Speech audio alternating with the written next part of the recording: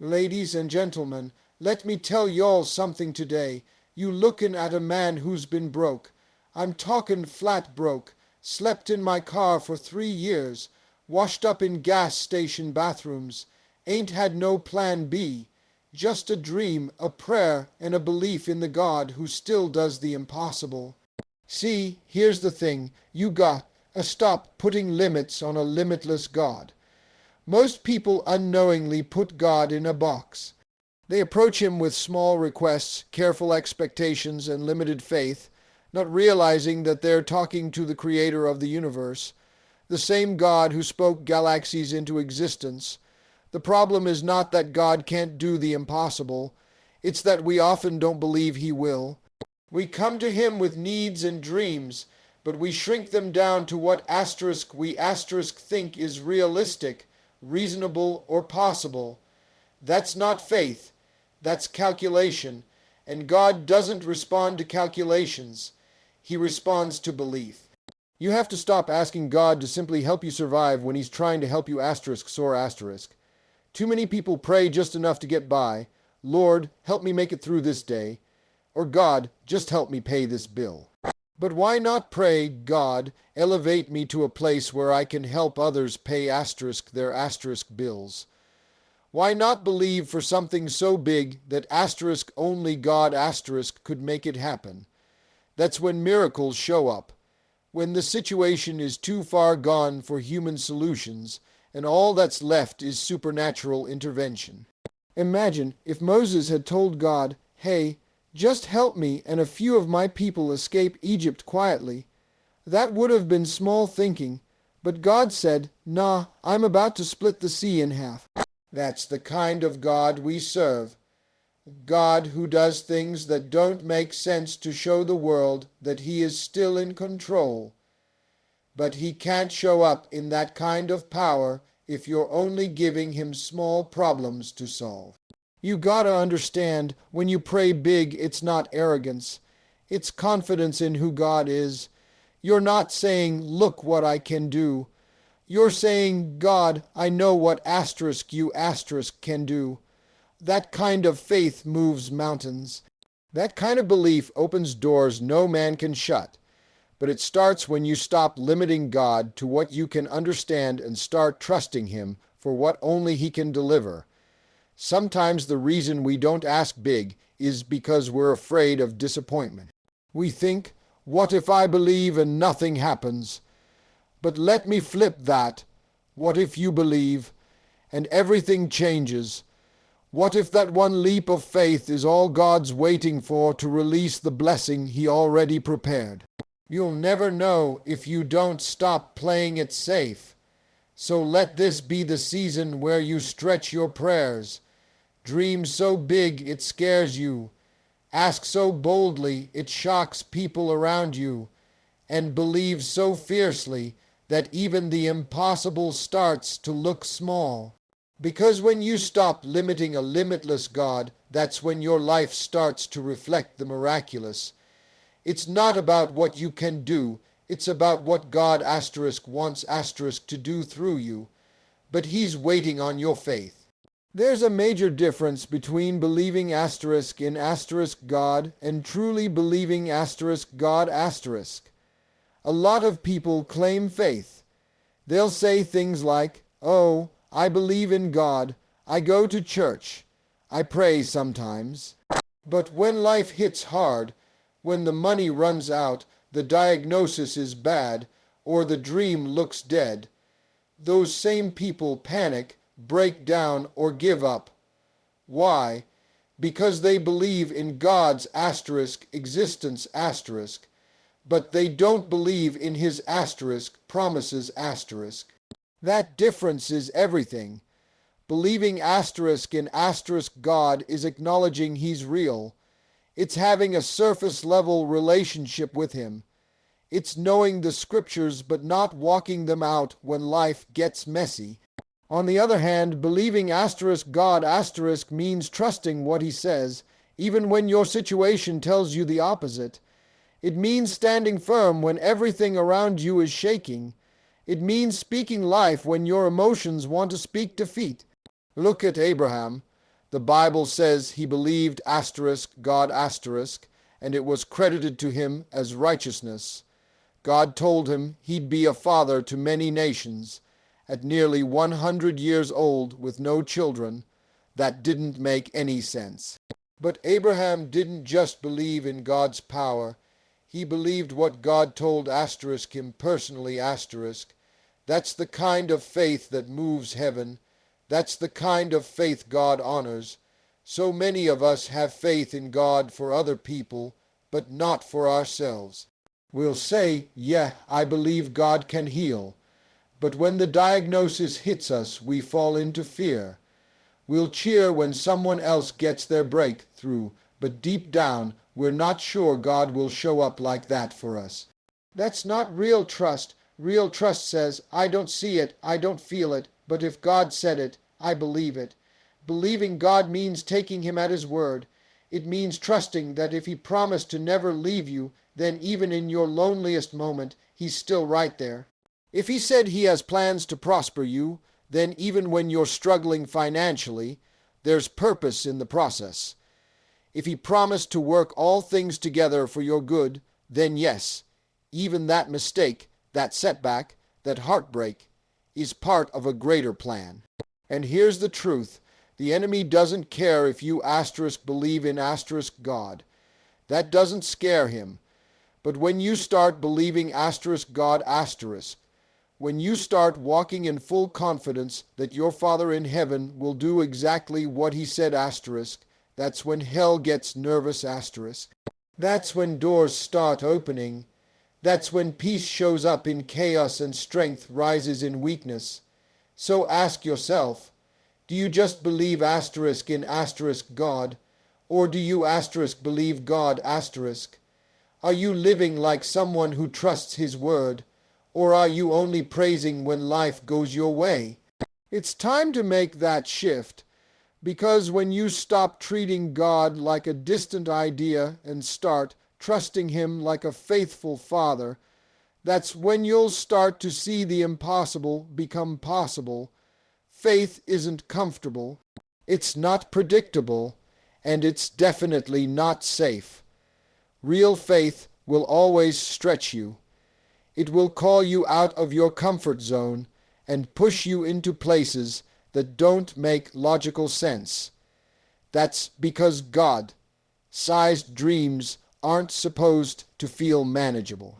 If the dream you have doesn't scare you, if it doesn't make you nervous or make you question, how in the world is this going to happen? Then it's probably not from God, because God doesn't hand out ordinary dreams. He gives supernatural assignments. Too often, people want to walk by faith but still stay in control. They want God to do big things but only within the limits of what they're comfortable with. But that's not how faith works. Faith means taking the step before you see the staircase. It means moving forward when all you've got is a word from God and nothing else makes sense. It's uncomfortable, yes, but that's the point. God isn't trying to make you comfortable. He's trying to grow you. Think about every major moment in the Bible. When David faced Goliath, it wasn't a safe bet. When Noah built the ark, he looked crazy. When Peter stepped out of the boat, he was walking on water with nothing but faith under his feet. None of these people had guarantees. What they had was a deep belief that if God called them to it, he would carry them through it, and that belief took them from ordinary to extraordinary. When God gives you a vision or a dream, it's not supposed to fit within your current abilities. If it did, you'd take the credit. But when the dream is bigger than you, when it terrifies you and makes you wonder how you're ever going to pull it off, that's when you know it's God, because he wants to do something through you that will force you to rely completely on him. This is where most people stop. They feel that fear and back away. They tell themselves they're being realistic or wise, but deep down it's just fear disguised as logic. Don't let fear talk you out of your calling. If it scares you, good. That means you're stepping into something that requires faith. And if it requires faith, it means God's involved. You have to trust that the God who gave you the vision is also the one who will provide the provision. He doesn't give out dreams he doesn't intend to fulfill, but you have to be willing to get uncomfortable. You have to be willing to risk looking foolish, to walk away from what's familiar, to believe even when it doesn't make sense. Because that's where the power is, in the unknown, in the stretch, in the scary. Faith that's safe isn't faith at all. So if your dream doesn't scare you, go back and ask God again, because He's got something bigger in mind. Life doesn't always go according to plan. Sometimes, despite our prayers and best efforts, doors close, relationships end, opportunities fall through, and everything feels like it's falling apart. In those moments, it's easy to feel abandoned or forgotten. But what if what looks like a setback is really a setup? What if the very thing you're calling a failure is the foundation for your greatest breakthrough? God has a way of taking what was meant to harm you and using it to elevate you. That's His specialty, but here's the catch. You won't always see it right away. In fact, when you're in the middle of the storm, all you might feel is pain and confusion. But later, when the dust settles and you look back, you'll realize that it was all part of a bigger plan. What you thought was the end was actually the beginning of something greater. Look at Joseph in the Bible. His brothers betrayed him, threw him in a pit, sold him into slavery, and he ended up in prison for something he didn't do. That's not just a rough week. That's years of unfair treatment, but God was working behind the scenes the whole time. Every setback Joseph faced was actually setting him up to become second in command of all Egypt. If he hadn't gone through the pit, the prison, and the betrayal, he would have never reached the palace. The same applies to your life. That job you lost, it might be the push you needed to finally start that business. That relationship that fell apart, it might be the clearing that had to happen so God could bring someone better suited for your future. That season of waiting, it's not wasted time. It's preparation time. God is never doing nothing. Even in your quiet seasons, He's working things together for your good. The challenge is to trust Him in the middle when it doesn't make sense. That's where real faith is born, not when everything is going well, but when you have every reason to quit and you choose to believe anyway. When you say, God, I don't know why this is happening, but I trust that you do. That level of faith moves heaven. That kind of trust invites God to turn your trial into a testimony. You see, if life was always smooth, we'd never grow. We'd never learn to depend on God. We'd never discover who we really are or what we're really made of. Setbacks strip away pride, distractions, and comfort zones. They force us to dig deeper, to pray harder, and to lean not on our own understanding, but on God's strength. So don't curse your setbacks. Don't run from them. Recognize that if you're in one, you're in the perfect place for God to show up. Your disappointment might just be divine direction. Your detour might be the exact route to your destiny. God doesn't waste pain. If He allowed it, He plans to use it. So the next time you're knocked down, don't just ask why, ask what is this setting me up for? Because your comeback might be closer than you think. One of the biggest traps in life is allowing other people's opinions to shape your faith. When God puts something in your heart, a dream, a vision, a calling, it's not for everybody else to understand.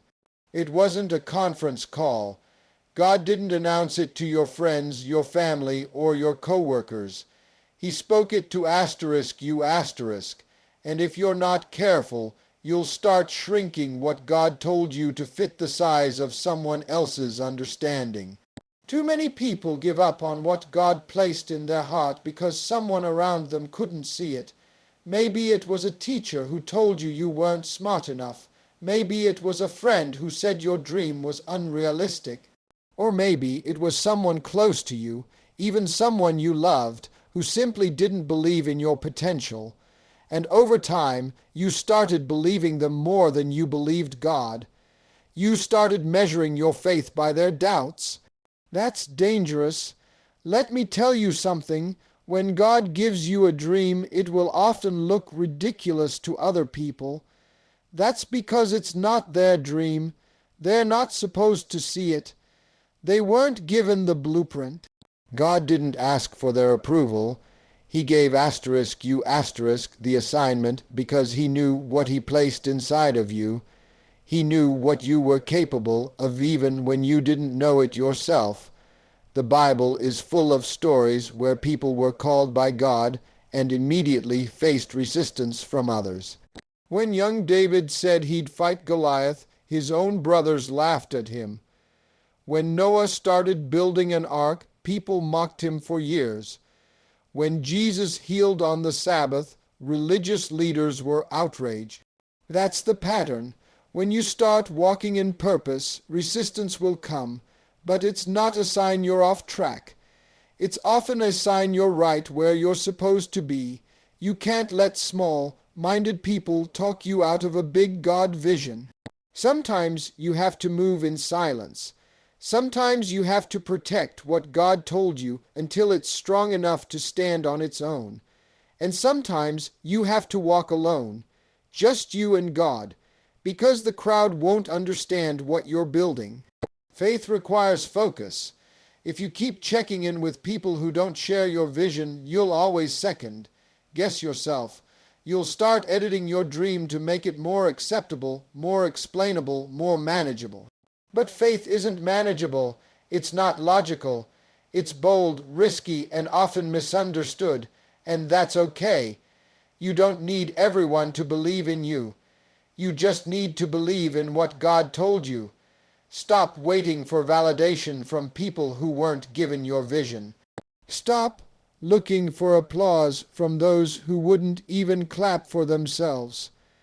And stop explaining your faith to people who have never trusted God for anything themselves. God didn't call them asterisk. He called you asterisk. So protect the vision, walk the path, and remember, their lack of faith doesn't cancel God's promise. Keep walking even if it's alone, because God walks with those who trust him asterisk even when no one else does asterisk. God is not a small thinker.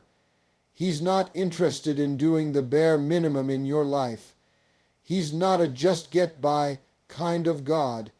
He's a God of overflow, abundance, miracles, and breakthroughs that leave people saying, only God could have done that. But for too many of us, we come to God with low expectations. We hope for survival when God wants to give us success. We ask him to fix what's broken, but he wants to make all things new asterisk. We expect little when he's ready to blow our minds. The problem isn't that God's power has limits. The problem is we've stopped expecting him to move in big asterisk ways. We've become so used to disappointment that we've lowered our hopes to avoid getting hurt again. But that's not faith, that's fear. Faith says, I may not see how it's going to happen, but I know the one who's able. Faith dares to dream again, believe again, and expect the impossible. God responds to faith, not doubt.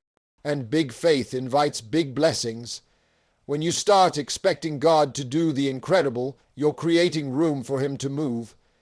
It's not about trying to manipulate God, it's about aligning your heart with what he already wants to do in your life. He wants to exceed your expectations. Scripture says he's able to do exceedingly abundantly above all that we ask or think. That means your biggest dream is still small to God. He can do more if you'll believe for more. But too many people settle. They stop at good enough. They say things like, well, at least I have a job, or at least I'm not where I used to be. And yes, we should be grateful, but gratitude and expectation can coexist. You can thank God for what you have while still believing for more asterisk. more joy, more peace, more purpose, more provision. Because God didn't create you to live a life of mediocrity. He created you for greatness, for impact, for influence. But you have to expect it. Think about the woman with the issue of blood in the Bible. She expected something to happen if she could just touch the hem of Jesus' garment, and it did. Think about the Roman centurion who told Jesus, "Just say the word, and my servant will be healed." That level of expectation moved Jesus so deeply that he said, "I've never seen faith like this in all of Israel." That's the power of expectation. When you believe God for the extraordinary, you're not being arrogant. You're being obedient. You're saying, "God, I take you at your word. I believe you're still healing, still providing, still opening doors." And when you live like that, you start to see God show up in ways you never imagined. So stop praying small. Stop expecting average. Start believing for breakthroughs, open doors, divine connections, and impossible turnarounds. Because when you expect God to blow your mind, you give him permission to do it. And trust me, he will asterisk. Believe God for the impossible. Believe him for healing, for that business, for that relationship to be restored, for that dream to live again. Cause when you believe big. You invite a big God to do big things, and trust me, he will. Now go get what's yours.